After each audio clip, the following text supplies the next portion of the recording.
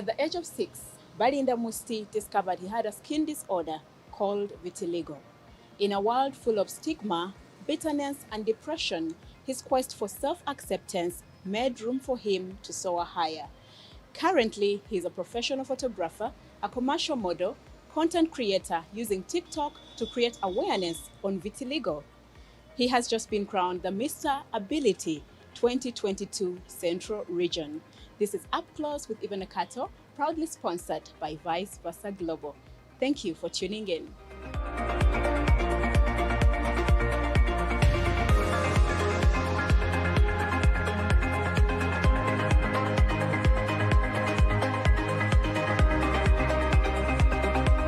I wanted to make a voice to the people out there, people to understand what vitiligo is, because people don't know about vitiligo.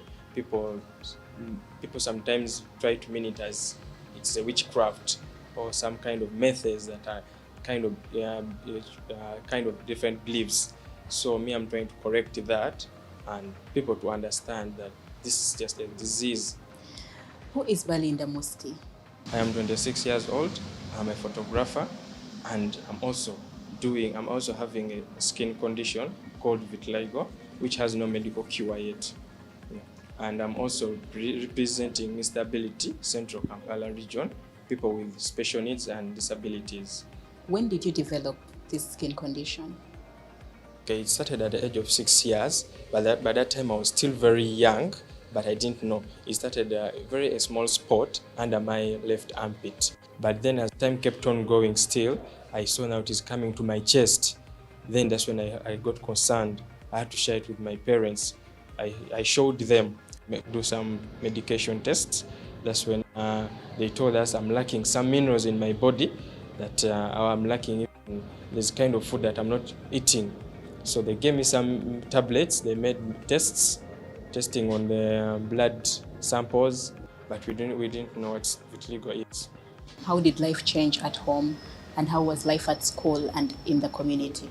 People didn't see it because when I put on my clothes, no one could see it. So life was easy at that moment. And even when I started even my nursery, it was okay. Then going to my primary, it was still okay because it was inside them. No one could see it. So when I started the journey of secondary, that's when it started now getting all over my body. I couldn't even cover it. That's when life started changing. But the people whom I was living with at home, they were okay because they knew what it was. So they were okay and I was okay with it. But my life of secondary got challenged because of my fellow students saw me different. They asked me a lot of questions. Why are you having a white spot on you? So I told them, no, this is just a kind of an accident, but it will eventually go away. So that's the communication I was sharing with them. But the time still I was there, it could be seen. I couldn't hide it anymore. So students didn't want to share even objects with me, even sitting with me, because I was sitting alone, and I could not even share even any objects with them, like even a pencil, because students knew this can easily spread to them. So it made me uncomfortable. I reached a point even not studying properly, failing because I'm alone, I don't have friends. Then I even reached a point of now saying I'm a failure. Then I reached a point of saying, no, I have to stop this. Let me drop out of school. Then I dropped out of school in senior 2. But my parents didn't like it at first. But when we sat together as a family, we discussed. But my family relatives urged me to at least complete to senior 4. But I couldn't. I told them I couldn't. I cannot complete for more other 2 years of that. For that all that drama that was happening. So they were okay with me. They told me, okay, no problem, it's okay. So I had to stay home for all that time. When did you decide to finally accept yourself? It took me like around half a year because it's spreading very fast. Because me, when I was home, I was okay because it wasn't really visible. You couldn't see it properly, but you could. If you extend near to me, you can see it. But then when I was home, I was freely. But if I'm leaving the house, I used to cover myself with stocks, jackets, gloves, so that no one can see me. but I reached a point that I cannot cover every part of myself, even my face. So I had to stay home, because even I lost almost my 3 years just inside the house, doing nothing, just helping my mom with housework. Yeah, then there I discovered something, because since I like poultry, I told my father then I would like to have a kind of a small poultry here. But then I wasn't getting outside because of the society. People used to see me different. I was like completely white. So people even were very, very scared to even approach to me. I didn't have friends. How did this situation affect your mental health? I reached a time and I gave up my life, because I reached a time like I am nothing completely. I'm not thinking. I reached a time that I'm putting myself in anger with no reason. Yeah, I'm talking negative. I'm talking bad even to my parents in a way of not respecting. So, and it made me to think, asking myself, why me? Why am I like this? I reached even a time of even buying poison, because I wanted even to end my life, because I saw no change. From the clinic, I saw no change. Going for herbal, I didn't see change. Then I went to even for the witch. I also reached there, but I also saw no change. They asked me for a lot. Yeah, but since I did all of that, I lost hope in me. Then I felt like this is not me. I have to end this. I have to end my life. But having the poison in my hands, I reached a point that I'm nervous. I don't have the courage of taking it in. I didn't have that in me. So I let it, and I have to be myself. My journey of self-acceptance started through my parents, my relatives. They were there to motivate me, encourage me. They were giving me inspiration words. So I myself started getting out, but it wasn't easy for me. It was hard, but I had to give it in. Then I have a cousin of mine. He told me that there is this person who is coming. It's called Musti. So he gave me the courage to go with him, but I didn't know where even I got the confidence of moving out, because it was daytime. Then I went. It was in Nambola, I remember. So he told us inspiring words. I remember what he told us, that be alone, sit down, try to see yourself in the mirror, talk to yourself. Who are you? What do you want? Yeah, because there are more people who are there suffering more than you. But for you, if you can stand and do something, try to at least do that for yourself. So when I also came back at home, I did that. I waited for people to leave. I stayed home alone. I had to go in the mirror, look at myself, start talking to myself. It was my first time even looking in the mirror, because I didn't want to look in myself. So when I had to look in the mirror, I started talking to myself.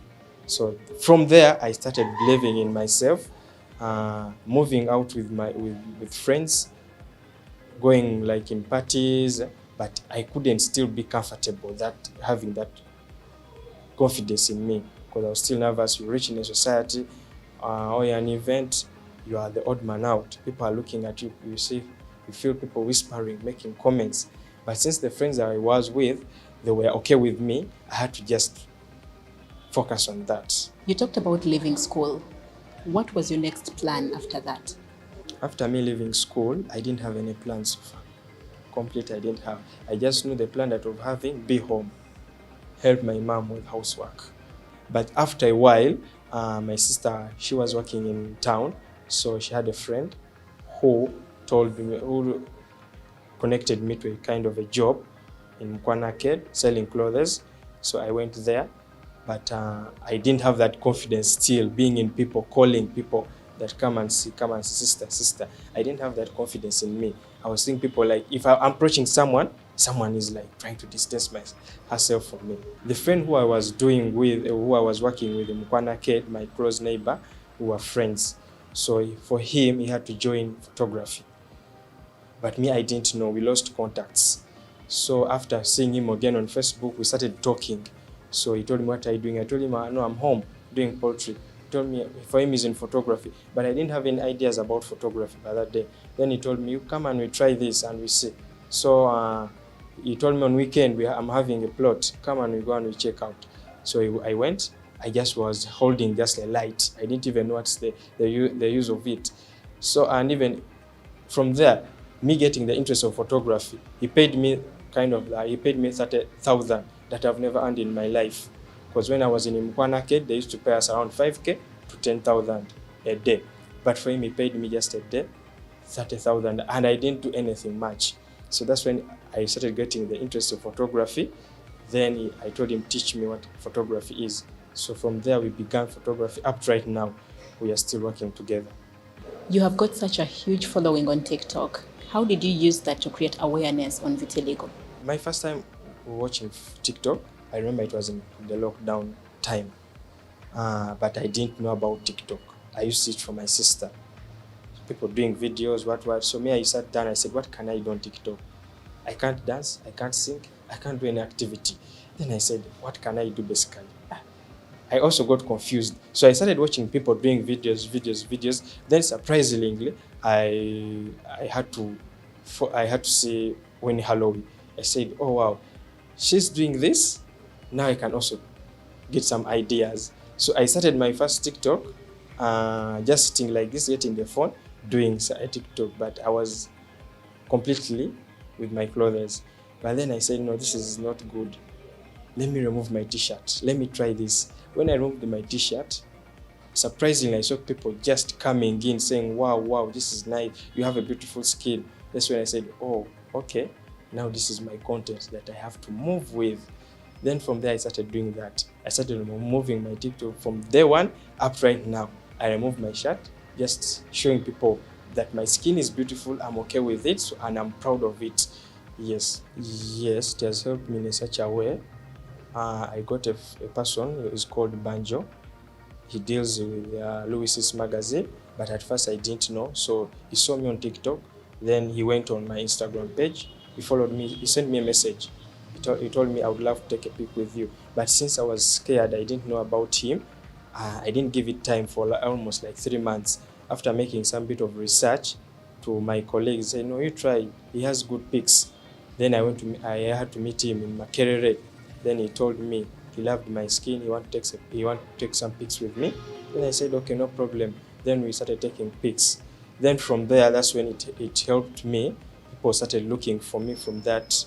Just I had to take pics with him, and I was featured. That was my first time being featured in Lewis's magazine. It was my first time. Yeah, so it also helped me. Yes. Since you decided to accept yourself, what are some of the achievements you have observed in your life? Okay, my first achievement, now people know me. People see that I'm okay with my skin. I got to believe in myself, had my own acceptance with my skin. I'm okay with my skin. And it has really helped me because I'm doing something of empowering people, inspiring person. Because me, I don't want people to pass through what I passed through. Yeah. So me coming out, it has really helped me because it has made me to have a lot of connections to the people just because of my skin, and people love it so much. People want to feel it and even take a pic with me. So it has really made me to have even to be a model, by the way, because I didn't have any passion of being a model. But someone told me that this skin can really change your life. I told the person how. He told me, try to do a lot of things, make a lot of pics. One day someone will contact you. So we kept on doing that. So helpful, someone contacted me that I would love you to be a model. I went there, and from there I began being a model. I started being a model, and for real, up to right now, life has changed. My relationship times in secondary, basically, it was hard for me because girls used to see me different. But at first, since I was in senior 1, I got into a relationship with a senior 4 girl. She was okay with me. She loved me so much, but she asked me, what is this? I used to just tell them this is a birthmark. But she was okay with it. But now coming to outside, it was very challenging. It was very challenging outside because people wanted someone who's completely smart, looking good. But me, I'm looking differently. So even going like in parties with them, it was hard. But thankful, I'm okay in relationships. I'm moving on, and my relationship times have been okay. Yes. Any last words to the people watching you right now? What would you want them to know about vitiligo? My last word to those people having vitiligo, I want people to come and we stand together, we inspire people in such a way of empowering people so that we make programs. Our voices can reach to people that still are urging about the disease. Some people don't know what vitiligo is. So me coming out and showing people that I'm comfortable with my skin, I had to accept my skin. So it may not be me, but it may be someone else there, or your child may pass through something that I don't want that person to pass through. So this is the time they have to come and approach or me or someone else, and they get access to and the knowledge about vitiligo. Yes. That has been the inspiring story of Mr. Balinda Musti. Don't forget to follow him on his social media handles. Don't forget to like, share, and subscribe to our YouTube channel, Vice Versa Global. And until next time, bye-bye.